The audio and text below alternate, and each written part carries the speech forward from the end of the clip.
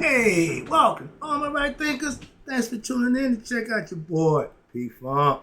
Thinking right out here in my lab, and I'm in the book. Can't get my brim right. I tell you. All right, out here in my lab, and I'm in the book. Oh, we about to get some good stuff. Yoga philosophy and the world religious philosophies defined. I'm gonna break down all the different philosophies that everybody has. How about that? Define them for you a little bit better. Hope you get to understand it. That's right. I got a good lesson for you today. And if I got time, I'm gonna go to the 3 stages of religion again. I can't get around it. I gotta keep putting it out there. So yeah, I'll be back with that one lesson again. I heard that one before. Okay, you're gonna hear it again if you tune in. I got you. This is for the new people. I got them too. That's right. Rightism, 25 rules live by. Storytelling, story with a message. Always a message in my stories for life. I give life lessons. You tune in and receive them. I appreciate you. We got a good thing going. Let's do what we do. Right thinking mission is to enlighten, inspire, educate, and motivate you, the individual, to a higher spiritual level of enlightenment.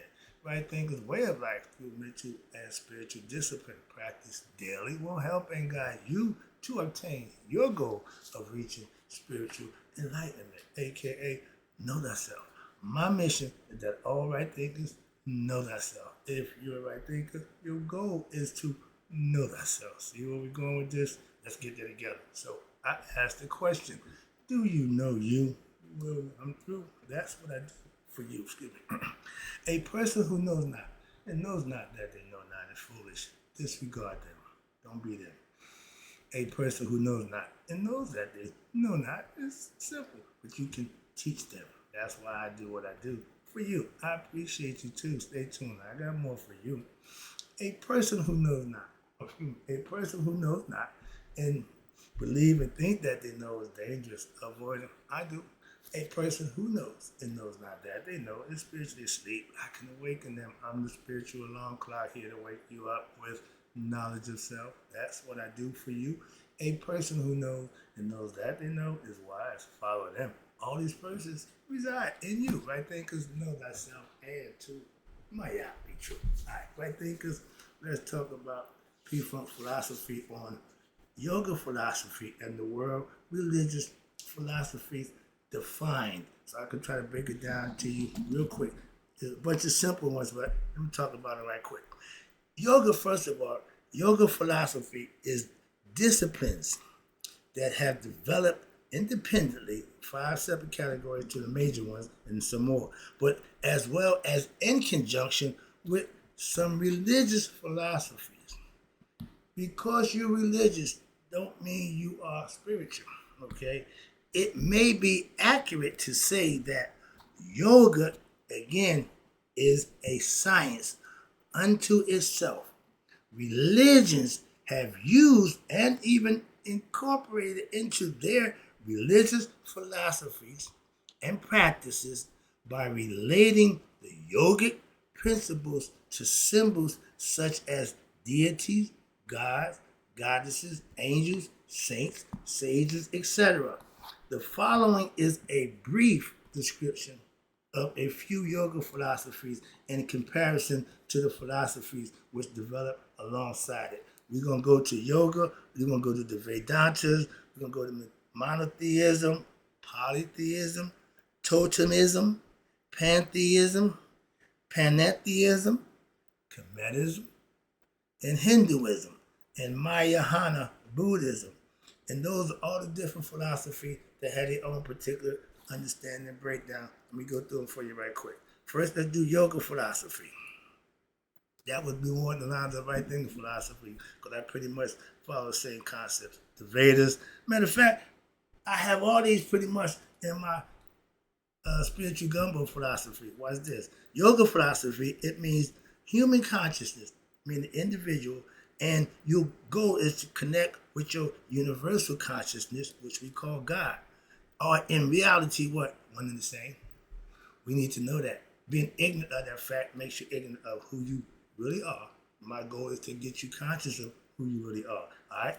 But the appearance of separation is only a mental illusion. Yoga is that mystical and mindful, thoughtful, aware, observant union of the individual with what? the universal consciousness, becoming one with God by integrating and meditating in the aspects of the individual personality, thereby allowing your personality, to be purified so that you may behold your true essence. That's to know thyself. That's the whole name of this game, is to know thyself. That's the yoga philosophy lays it out there for you right there. Now, in India, they call it Vedanta philosophy. They call it spiritual philosophy is a mystical psychology of the ancient India. They took the Egyptian philosophy, tinkered with it a little bit, and called it their own. Okay, cool. So, they say, there's two things they say. Absolute monism. Monism, excuse me. That means only God is reality. All else is imagination. Okay. Number two, they call it modified monism. That says God is to nature and soul is to body.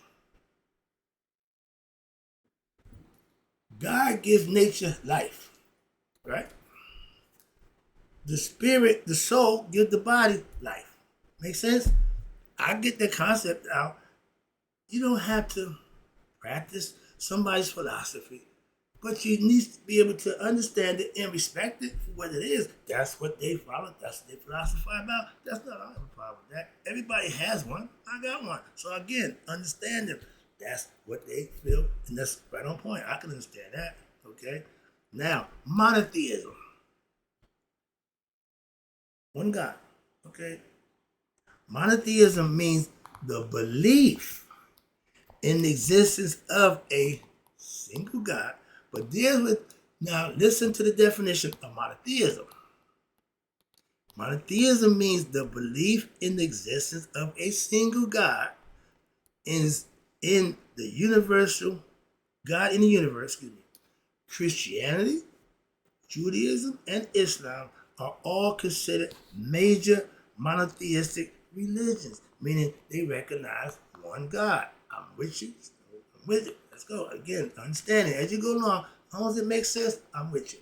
Now, it must be noted and recognized and pointed out here that the form of monotheism espoused by the major Western religions is that an exclusive personified deity, one call him Yahweh, one call him Allah, one call him Christ, who existed in fact and is separate from creation.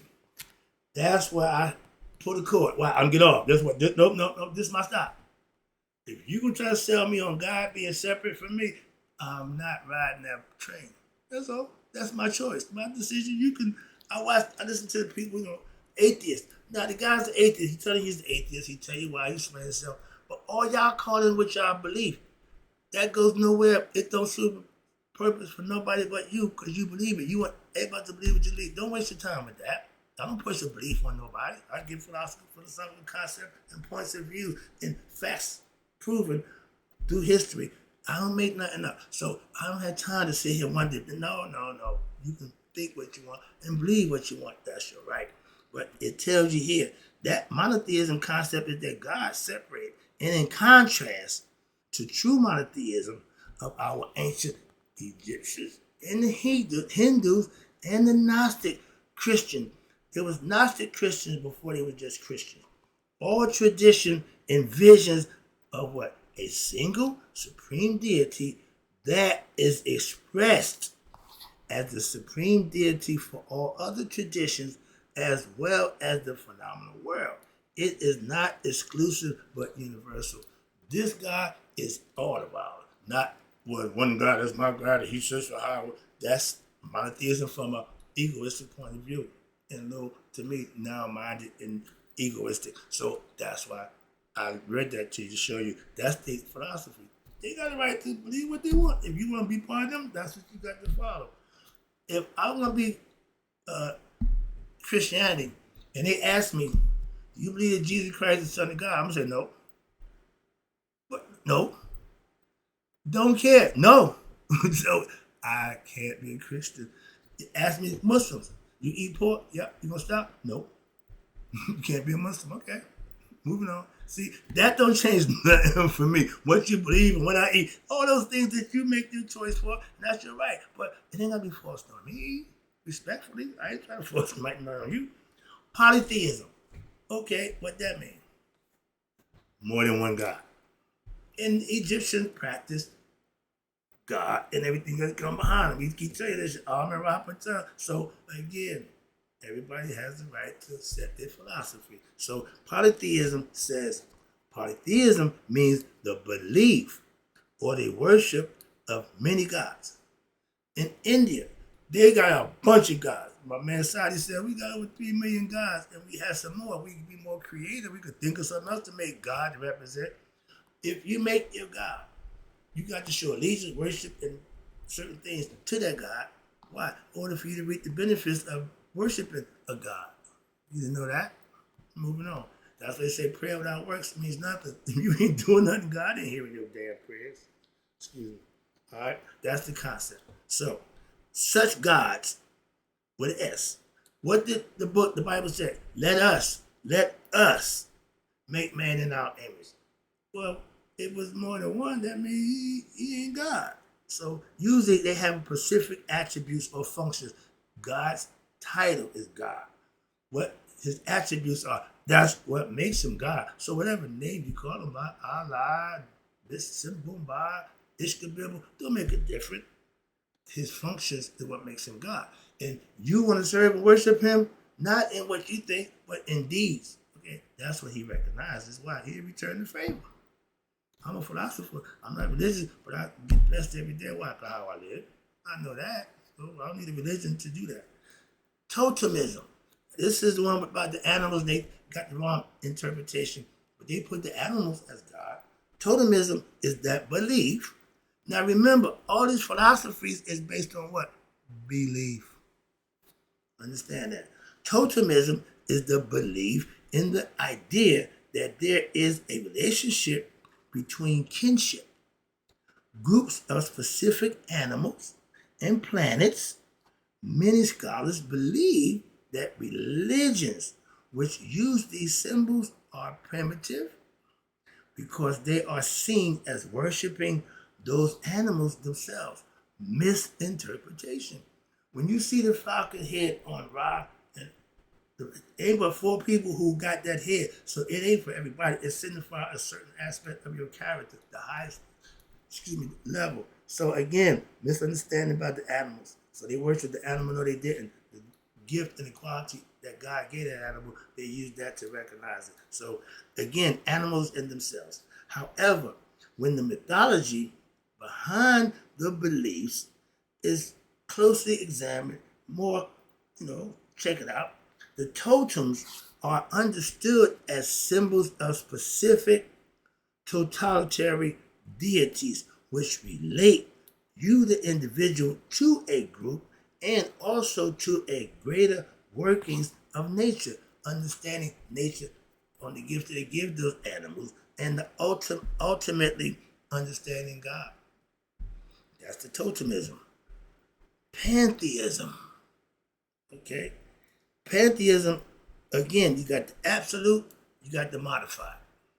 I guess the old and the new. No, but let's go with the absolute. Number 1, absolute pantheism is everything there is God.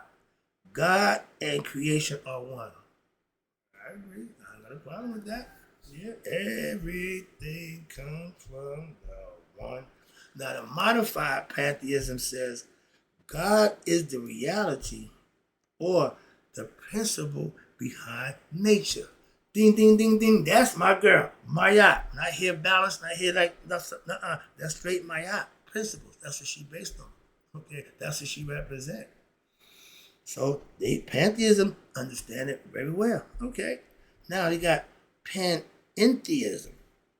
This is a term that was coined by K.C.F. Krauss from 1781 to 1832 to describe the doctrine that they came up with at that time, that God is immanent in all things.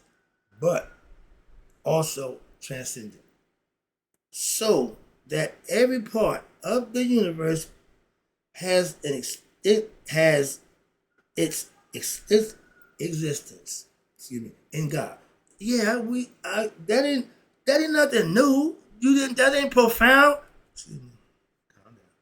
But and it says here, but he is more than the sum total of the parts. Now, what the hell that mean? God is the all. God is absolute everything. The one. We already knew that. You, Mr. Krause, during that time, I guess it was different information, but I ain't impressed with that at all. But again, pantheism, whatever the hell that is, somebody's, again, his concept, his vision. Cool. I got a problem with that. Moving on. Don't agree with it, but I got a problem with it. What? Nothing to do with me. All right? Comedicism.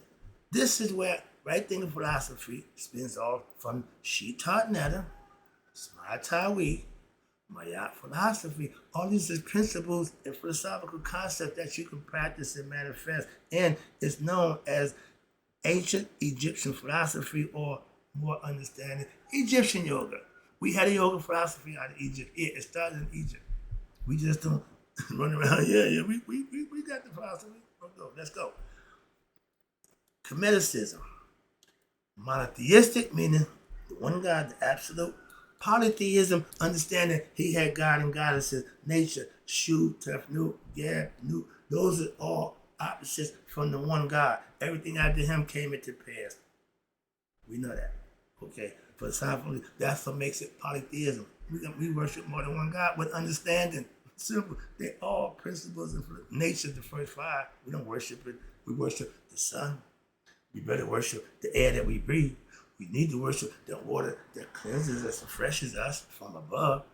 The land that we stand on, we should worship that. That's Gab. And then the heaven that everybody wants to go back to, which is new.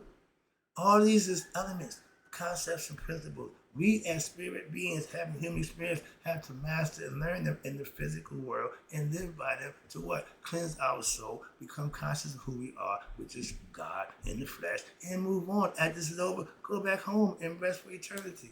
That was the Egyptian way of life. That was their way of life for thousands of years. And it says here, ancient Egyptian religion encompasses a single and absolute supreme deity that expresses itself as the cosmic forces, meaning God's male, goddess, female aspects, and even human beings in nature. Like my man said down here, God's in all things. We know that. We know that. You telling me in 1700 about something we knew 10,000 years ago. So, not impressed. That's what I'm saying. Okay, those got that knowledge that I have would say, oh, yeah, not impressed. Y'all just found out my man, I can't think of his name, so my Brandon, whatever his last name. But yeah, they just found out that the heart has a bigger capacity or bigger brain than the brain in our head. The ancients knew that a long time ago. That's what I'm saying. I keep bringing that to know.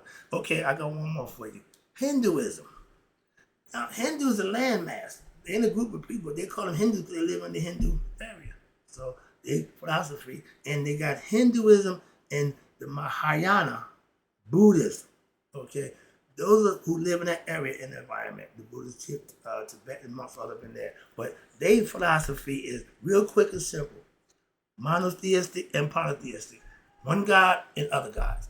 They have understanding. That's what makes it work. Now, what I want to do, I got one more paragraph. This should work good. Let's talk about the three stages of religion. We just went over yoga philosophy, and then I'm going to break down a selected spiritual philosophy. I'm going to compare religious philosophies against religious categories. Should be fun. Right, my man, Alice Trebek. All right, let me wrap this up, get this thing out the way. For all my religious people, pay attention. This is a lesson for y'all. Hopefully you can start to get the grip and look at that book and learn and be better for it. Not to think it, what really happened. You can tell me now, Jesus really lived. Stop. Learn something. Now, the three stages of religion It's a phase that you have to mature to and grow into. While on the surface, religion seems to be that there are many differences between philosophies. Upon closer reflection, there is only one major division. That is either you believe or you don't believe. Your choice. Again, free will. You got one man who believes, one man who don't, and both of them are right. Why? They got the right to believe what they want.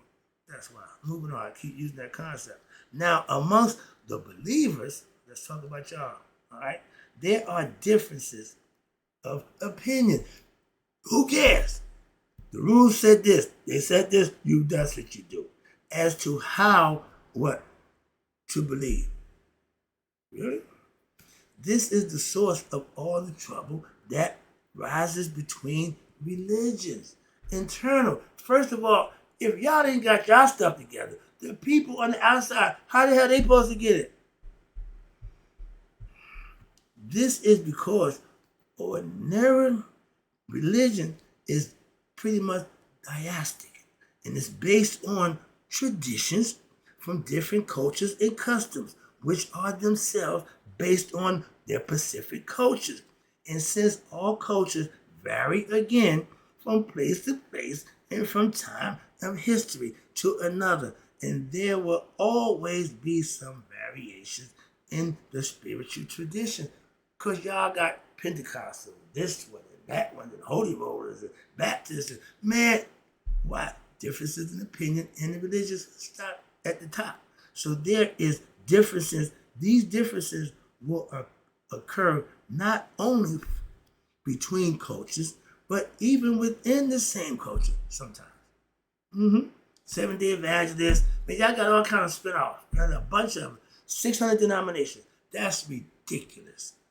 An example of the Christianity, which is a myriad of denominations. I'm just telling you what it is. Moving on. I'm not here to judge or no, I'm just telling you what it is, right? So therefore, I'm taking it home. Those who cling and follow to the idea religion, God bless you, has to relate to a particular culture. Again, Muslims practice Islam, Judaism, Christianity, and its specific practices are what we call rituals. And if you're going to be a Muslim, you practice the Islamic ritual. Christians, same thing. I say that all the time. But when you practice the rituals, you will always have some differences with what someone else's conceptions. Okay, but what nothing to do with you. What I do, I could care less what you think and feel about it. That's the point. And everybody got the same concept. It ain't just me. But now, in the 3 stages of religion, if you choose to follow it, this is what you need to be doing. This I got a problem with. The myth. It's right there. They telling you this is a myth. So why would you take it literal? You go to a movie. You know it's a movie. You go to believe it's real. That's the same mental concept that y'all have. That's not smart. The myth, the story, you get to learn and understand it. Then the ritual, you practice it, you follow it, and you start doing it. You start actually becoming the myth. You live it, and it's going to happen. What? The mystical experience. You becoming one with God. That's the purpose of religion. That's the purpose of right thinking philosophy. Purpose of philosophy. Anybody, yoga, to get you connected to God. You the individual to the universal individual mind that's inside you. You just have to become conscious and aware of that. So, ritual practices will help you do that, and then it will happen. You will have your communication with God. I had mine. That's the part I can tell you from experience. And it's called the spiritual mystical experience. Culture, and it belongs to what? The myth stage is just the first part of religious practice. That's like elementary school. You got to get to high school. The mystical experience is you get into college. You got to go a good ways to get past the ordinary. Yeah, I went to high school. You got high school diploma? Yeah. Went to college? No. Oh, you got limited knowledge. Simple. So, in your first degree in religion, on the stages, the myth, that's just elementary level. So you got the myth, elementary, the ritual, middle school, mysticism, high school, and that should prepare you to what? Go into college to get more education. And they just found out that, my man Neil deGrasse said, the smarter you get, the less you believe in God. psychologically, yeah. You don't have a dependency on God. You need to know and understand God. He ain't gonna do work for you. Excuse me. But it's important. The smarter you get, the less you depend on God from that aspect. That's what he was proving. He said, never mind the 93% who fall for him. Let's find out why the 7% don't fall for him. They know better. They higher education, higher knowledge, advanced knowledge about your field endeavor. But God ain't the major focal point. That's why. Ignorant people they want, no, when you make it and manifest it, God is with you. You ain't got to play God card all the time. Okay, you got to play the God card. You do the me card. Okay, oh, that's egoistic. No, that's self. Grandizement when it's ego. It's self-fulfillment when you're doing the right thing for the right purpose and the right reasons for yourself. Moving on.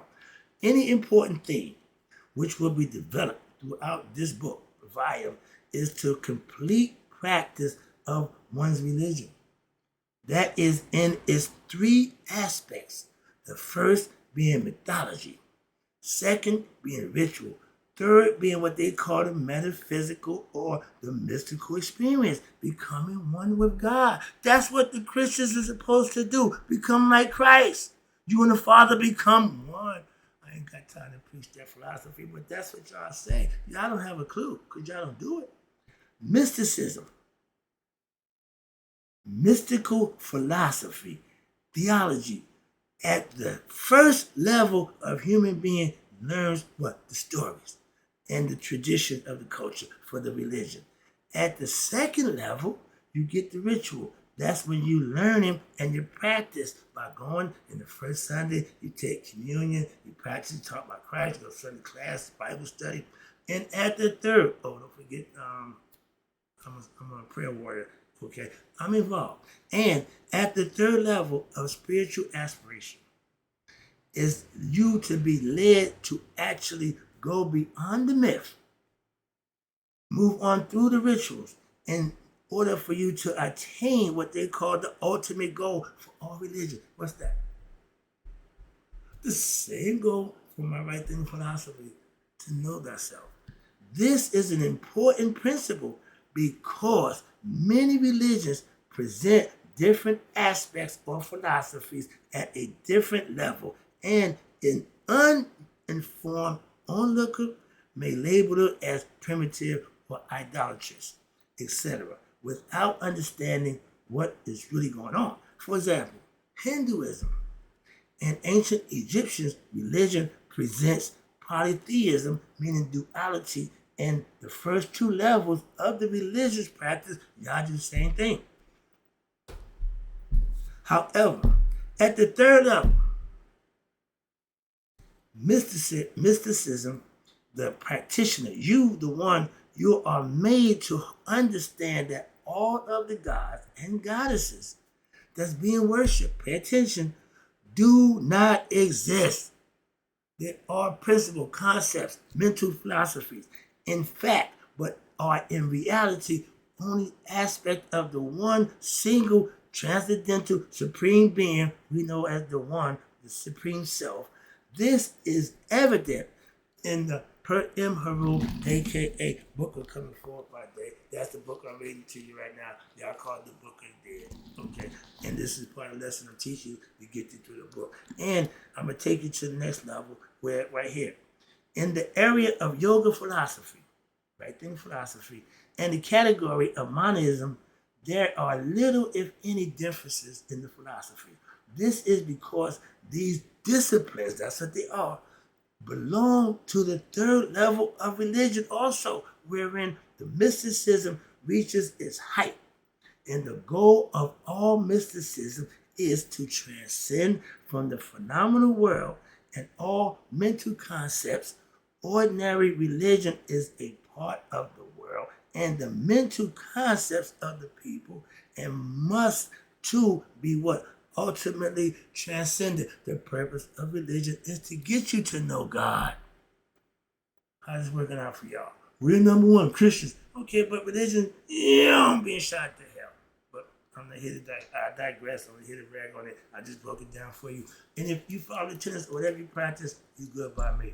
And guess what? You're good by him too. All right? Hope you enjoyed the lesson. I think I'll be right back, but I can't get less than that 30 minutes. I'm sorry, but I'm just having fun. Hope you enjoyed the lesson. If you say you are, I appreciate you too. And in closing, I think this, may you all live to be 100. Me, 100 miles a day, so I've never known my right thinkers who now understand the yoga philosophy and the world religious philosophy defined in the 3 stages of religion and passed away. I'll be right back with selected spiritual philosophy compared. I got a little, anyhow, that's what it looked like. So I'm gonna break all that down for you. I'll be right back. Right thinkers, enjoy. I'll be right back. Let me get my hat right.